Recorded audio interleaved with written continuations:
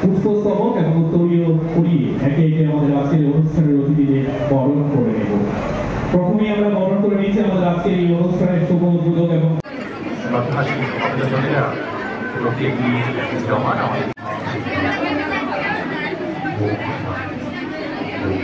আজকের এই অনুষ্ঠানের শুভ উদ্বোধক তথা রাজ্যের মাননীয় মুখ্যমন্ত্রী প্রফেসর ডক্টর মানিক সাহা মহোদয়। আমি সবাইকে অনুরোধ করবো হাততালি পবিত্র অনুষ্ঠানের শোভাকে আমাদের বাড়িয়ে তুলে আসবেন।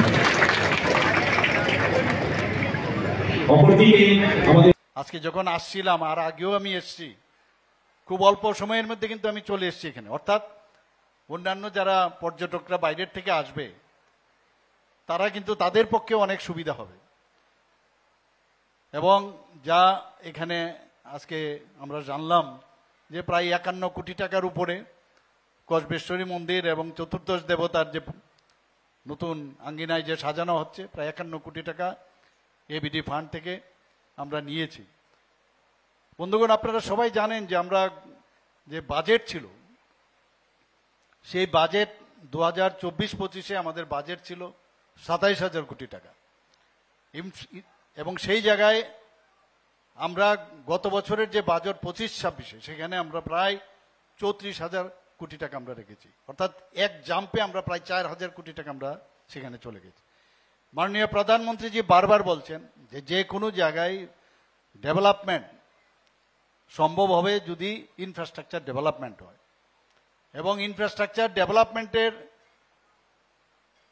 জন্য মাননীয় প্রধানমন্ত্রীজি বারবার বলার সুবাদে আমরা 7,000 কোটি টাকা আমরা ইনফ্রাস্ট্রাকচার ডেভেলপমেন্ট আমরা বাজেটে রেখেছি।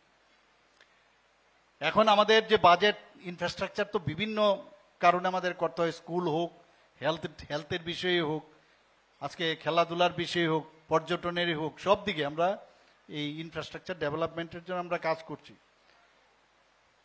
তো মাঝে মাঝে আমাদের যে এক্সটার্নাল এইডেড যে প্রজেক্ট তার জন্য আমাদের নিতে হয়। তো আমাদের অন্যান্য যে 3 বছরের জন্য যে মেইন ল্যান্ডের সেখানে কিন্তু ক্যাপিং নেই। আমাদের 4,000 কোটি টাকার বেশি আমরা এক্সটার্নাল এইডেড থেকে আমরা বেশি আমরা টাকা নিতে পারবো না।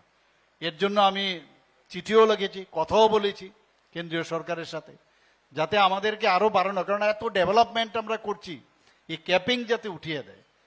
তা আমরা চেষ্টা করছি যাতে আরো, কারণ আমরা যে স্পিডে এখন আমরা যাচ্ছি অনেক জায়গায় যে কাজের যাতে কোনো অবস্থায় মানে বন্ধ না হয়ে যায়, অর্ধেক করে যদি না আমরা না করি, তার জন্য সেটাকে যেন আমরা বাড়িয়ে দেয়, তার জন্য আবদার আমি করেছি কেন্দ্রীয় সরকারের কাছে। তো সেটা হবে, কিন্তু তারপরেও কিন্তু আমরা বসে থাকিনি। আজকে এই ইনফ্রাস্ট্রাকচারের যে আমরা যে এশিয়ান ডেভেলপমেন্ট ব্যাংক থেকে আমরা নিয়েছি এবং অন্যান্য ক্ষেত্রেও আমরা বিভিন্নভাবে ট্রেসপে আমরা প্রায় 1400 কোটি টাকা আমরা ওয়ার্ল্ড ব্যাংক থেকে নিয়েছি। ইন্দো জার্মান যে প্রকল্প আছে সেখানেও আমরা নিয়েছি। বিভিন্ন ক্ষেত্রে আমরা এলিমেন্ট প্রজেক্টে প্রায় 1800 কোটি টাকা নিয়েছি ফরেস্ট ডিপার্টমেন্টে। তো আমরা নিচ্ছি, কিন্তু ইনফ্রাস্ট্রাকচার আমরা দেয়। ইনফ্রাস্ট্রাকচার মানে মানি বিগেটস মানি, আমরা একটা কথা জানি, টাকা খরচ করলেই টাকা আসবে। এবং সৌন্দর্যায়নের সাথে সাথে মানুষ কিন্তু বাইরের মানুষও আসবে এবং সুখ স্বাচ্ছন্দ্য এবং আমাদের যে জীবন জীবিকা তাতে কিন্তু অনেক বেশি উৎকৃষ্ট মানের হবে। আমরা এর মধ্যে আপনাদের অবগতির জন্য আমি জানাচ্ছি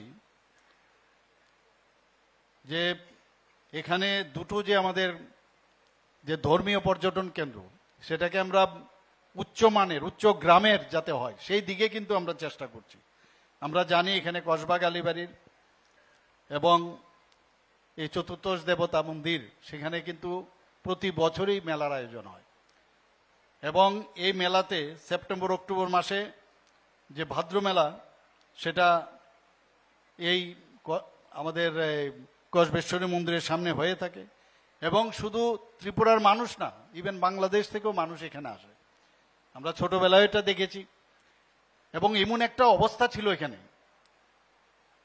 যে এটাকে মানে মনে হতো যে এইভাবেই বুঝি জীবন, এইভাবেই বোধহয় চলবে। কিন্তু এখন আমাদের দৃষ্টিভঙ্গি পাল্টে গেছে।